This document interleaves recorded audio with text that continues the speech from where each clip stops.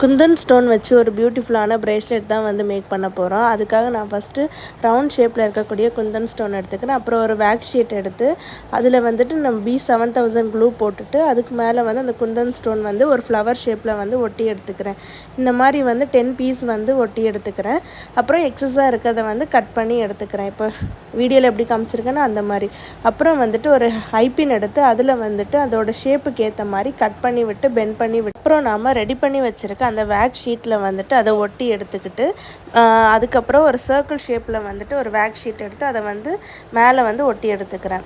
அப்போ தான் வந்துட்டு கொஞ்சம் நல்லா ஸ்ட்ராங்காக நிற்கும். நெக்ஸ்ட்டு வந்துட்டு இந்த மாதிரி 10 பீஸ் வந்து ரெடி பண்ணி எடுத்துக்கிட்டேன்னா அப்புறம் ஒரு ஜம்ப்ரிங் எடுத்து அதில் வந்து ஒவ்வொன்றா வந்து கனெக்ட் பண்ணி விட்டுக்கிறேன். இந்த மாதிரி வந்துட்டு கொஞ்சம் கொஞ்சமாக வந்து கனெக்ட் பண்ணி விட்டுக்கிட்டே இருக்கணும்.